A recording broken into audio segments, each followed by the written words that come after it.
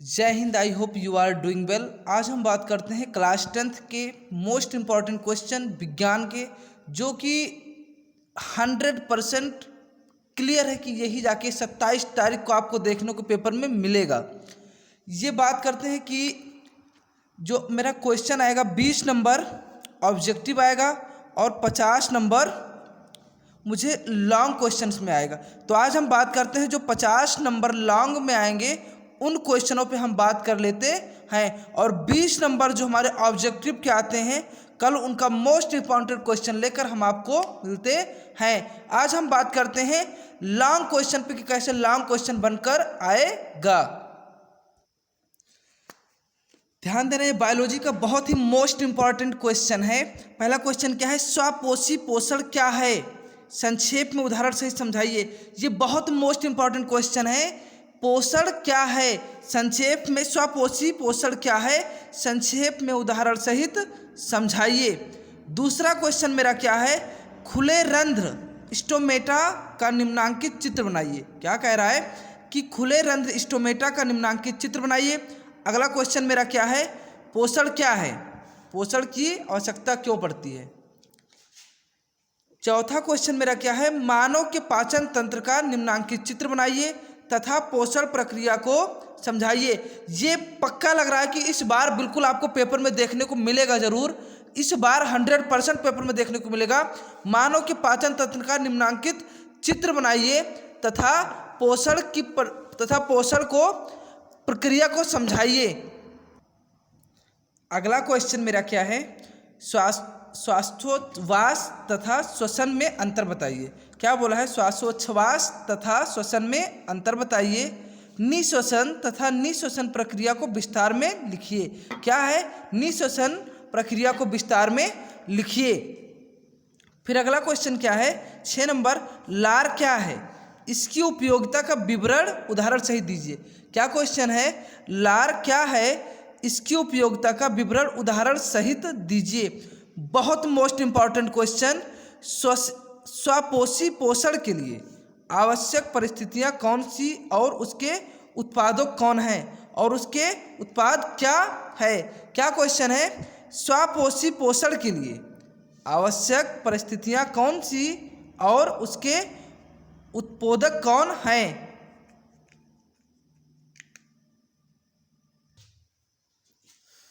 और इसके उत्पाद क्या, इसके उत्पाद क्या है? अगला क्वेश्चन क्या है? 8 नंबर, निम्नलिखित पर टिप्पणी लिखिए। निम्नलिखित पर टिप्पणी लिखिए। यकृत के कार्य, वसा में घुलनशील विटामिन। 2 पे मुझे टिप्पणी लिखने के लिए आता है। कभी कभी क्या पूछता है कि निम्नलिखित पर टिप्पणी लिखिए। यकृत के कार्य पर टिप्पणी लिखने के लिए बोल देता है और वसा में घुलनशील विटामिन के लिए बोल देता है। क्वेश्चन नंबर 9 क्या है? वाष्पोत्सर्जन से आप क्या समझते हैं? इसका महत्व बताइए। बहुत मोस्ट इंपॉर्टेंट क्वेश्चन है। पेपर में 100% इस बार ये क्वेश्चन आया हुआ है, बिल्कुल 100%। वाष्पोत्सर्जन से आप क्या समझते हैं? इसका महत्व बताइए। रट लीजिएगा इसको, बिल्कुल रट लीजिएगा जुबान पे। क्वेश्चन नंबर 10 क्या है? मनुष्य के हास्य को दायां एवं बाएं भागों में बंटवारे होने वाले लाभ का वर्णन कीजिए। क्या मनुष्य के हृदय, क्या लिखा है? मनुष्य के हृदय को दायां एवं बाएं भागों में बंटवारे से होने वाले लाभ का वर्णन कीजिए। इसका कहने का मतलब ये है कि मनुष्य के मानव के हृदय को विभिन्न भागों का निम्नांकित चित्र बनाइए। अगला क्वेश्चन मेरा क्या है? मानव हृदय के विभिन्न भागों का निम्नांकित चित्र बनाइए। ये दोनों क्वेश्चन एक जैसे आ सकते हैं। ये दोनों क्वेश्चन हमारा जो है, मनुष्य के हृदय और मानव के हृदय के विभिन्न भागों का निम्नांकित चित्र बनाइए। एक क्वेश्चन तैयार करके दोनों क्वेश्चन का उत्तर आराम से दे सकते हैं। एक क्वेश्चन को तैयार करिए और दोनों क्वेश्चन का दायां और बायां दोनों को एक में कर दीजिएगा। मतलब इस दाएं को भी तैयार कर लीजिए, बाएं को भी तैयार कर लीजिए और मानव हृदय की संरचना को भी तैयार कर लीजिएगा। इनका चित्र बनाना भी सीख लीजिएगा। ये भी क्वेश्चन बहुत इंपॉर्टेंट हैं। इसमें आगे क्या है? वृक्काणु की रचना एवं उनकी कार्यविधि का वर्णन का विस्तार से लिखिए। क्या बोला? अगला नंबर क्वेश्चन 12 नंबर क्वेश्चन है, वृक्काणु की रचना। इसकी रचना बनाने के लिए बोला है तथा उसकी कार्यविधि का वर्णन विस्तार से करने के लिए कहा है। 13 नंबर क्वेश्चन मेरा क्या है, अगन्याशय। याद रखिएगा भैया, अगन्याशय का प्रत्येक भाग को तैयार कर लीजिएगा। अगन्याशय का डिफिनीशंस क्या है और इसके विभिन्न विकर्ण जो होते हैं उनके कार्य को भी सही ढंग से पढ़ लीजिएगा। इनका उपयोग क्या है ये भी सही से पढ़ लीजिएगा। बहुत ही इंपॉर्टेंट क्वेश्चन है। अगला क्वेश्चन क्या है, मधुमेह बीमारी पर एक टिप्पणी लिखिए। क्या बोला गया है, मधुमेह बीमारी पर एक टिप्पणी लिखिए। भैया जो आजकल जो बीमारियां हो जाती हैं, मधुमेह बीमारी जिसे कहते हैं, उस पर क्या बोला है, एक टिप्पणी लिखने के लिए बोला है। अगला क्वेश्चन मेरा क्या है, वातरंध्र क्या है, ये कहाँ पाए जाते हैं, इनकी उपयोगिता बताइए। क्वेश्चन नंबर 14 और क्वेश्चन नंबर 14 और क्वेश्चन नंबर 17 सेम है। क्या कह रहा है, वातरंध्र क्या है, ये कहाँ पाए जाते हैं, इनकी उपयोगिता बताइए। 17 नंबर क्वेश्चन क्या है, पौधों में वातरंध्रों की उपयोगिता लिखिए। दोनों क्वेश्चन एक जैसे याद कर सकते हैं। वातरंध्र को पहले पढ़िए, फिर उसमें पौधों के वातरंध्र की उपयोगिता को भी समझा दीजिए। 15 नंबर मेरा क्वेश्चन क्या है, मनुष्य की आहार नाल का सबसे उपयोगी भाग कौन सा है। बहुत इंपॉर्टेंट क्वेश्चन, बहुत ही इंपॉर्टेंट क्वेश्चन, जो पेपर में लग रहा है कि 100% छप के आ चुका है। मनुष्य की आहार नाल का सबसे उपयोगी भाग कौन सा है और क्यों है। अगला क्वेश्चन क्या है, बहुत मोस्ट इंपॉर्टेंट क्वेश्चन, आवृत्ति बीजी वाह्य अंडप के अनुदैर्ध्य काट कर निम्नांकित चित्र बनाइए।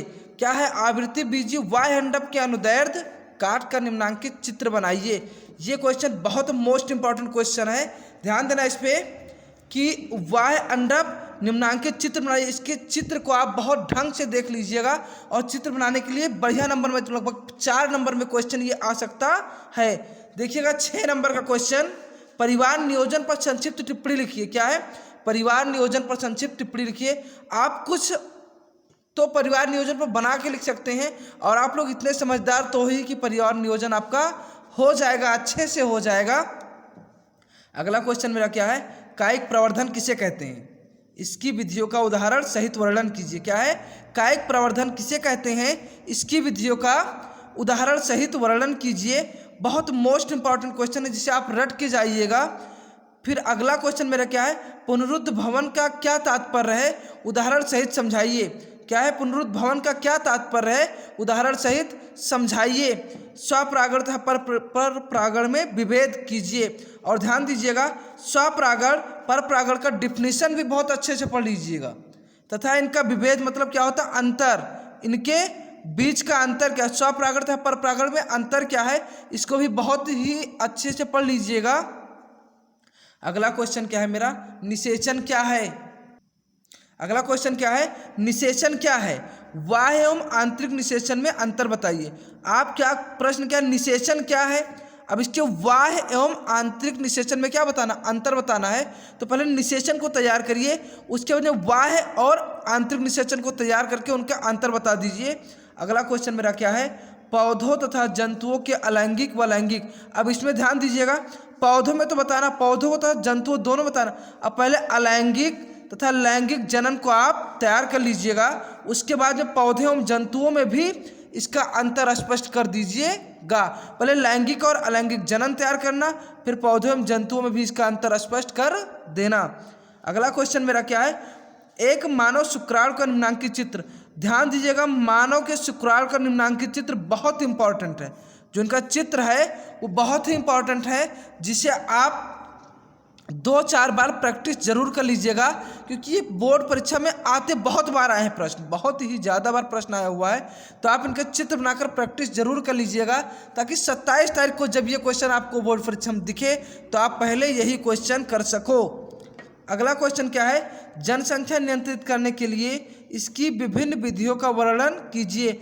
आप लोग तो इतने समझदार हो ही कि जनसंख्या को नियंत्रित कैसे करते हैं, और आप ही लोग जनसंख्या को बढ़ाओगे।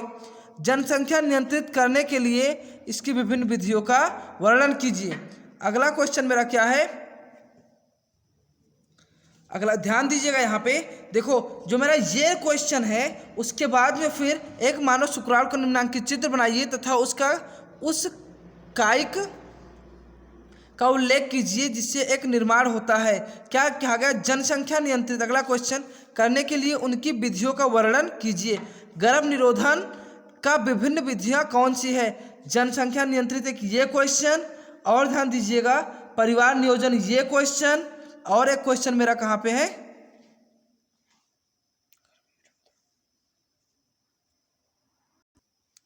एक कौन 10 नंबर क्वेश्चन, गर्भ निरोधन की विभिन्न विधियां कौन सी है। इन दो तीन क्वेश्चन को आप एक क्वेश्चन के साथ मतलब लॉन्ग के बेस पर तैयार कर लीजिएगा और इन तीनों क्वेश्चनों का उत्तर आप आसानी से दे सकते हो। अगला क्वेश्चन क्या है, पुष्प का निम्नांकित चित्र बनाइए, इसके विभिन्न चक्रों के कार्य बताइए। क्या है, पुष्प का निम्नांकित चित्र बनाइए, इसके विभिन्न चक्रों के कार्य बताइए। परागकण की परिभाषा दीजिए। नेक्स्ट क्वेश्चन, परागकण की परिभाषा दीजिए। ध्यान दीजिएगा, आपको हम पहले बता चुके हैं स्वपरागण परपरागण, इनमें विभेद मतलब अंतर स्पष्ट करने के लिए बोला था। आप परागण की परिभाषा लिखिए। क्या बोला गया, परागण की परिभाषा लिखिए। ये क्वेश्चन परागण की परिभाषा, पर परागण। अगला क्वेश्चन क्या है, पर परागण को परिभाषित कीजिए। पर परागण परागण, और यहाँ पे 15 नंबर क्वेश्चन पे स्वपरागण तथा पर परागण में विभेद, इन तीनों क्वेश्चंस में से एक कोई लॉन्ग बना के आप याद कर लीजिएगा और इन तीनों क्वेश्चन का उत्तर आसानी से दे सकते हैं। अगला क्वेश्चन क्या है, निषेचन किसे कहते हैं। ध्यान दीजिएगा, ये 14 नंबर क्वेश्चन इधर 6 नंबर क्वेश्चन से मैच कर। निषेचन क्या है, बाह्य एवं आंतरिक निषेचन में अंतर स्पष्ट कीजिए। एक को लॉन्ग बना के तैयार कर लीजिएगा। निषेचन किसे कहते हैं, द्विनिषेचन या द्विनिषेचन प्रांत पुष्प में होने वाले परिवर्तन को समझाइए। ये क्वेश्चंस और ये क्वेश्चंस दो में से आप एक तैयार कर लीजिएगा। अगर दोनों में से कुछ आ जाता है तो बाह्य एवं आंतरिक को तैयार करके आप लिख सकते हो आसानी से। अगला क्वेश्चन क्या है, जो 100% पेपर में आया हुआ है, 100% पेपर में आया हुआ है, मानव के मादा जनन तंत्र का सचित्र वर्णन कीजिए।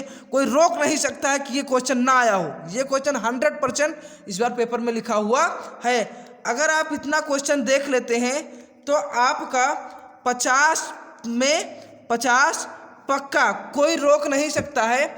नेक्स्ट डे हम 20 ऑब्जेक्टिव क्वेश्चंस लेकर आएंगे, जिसमें से आपको 20 में 20 फंसने का उम्मीद होता है, और आपको 20 में 20 वहाँ से, 50 में 50 यहाँ से, मतलब 70 में 70, 100% कोई रोक नहीं सकता है।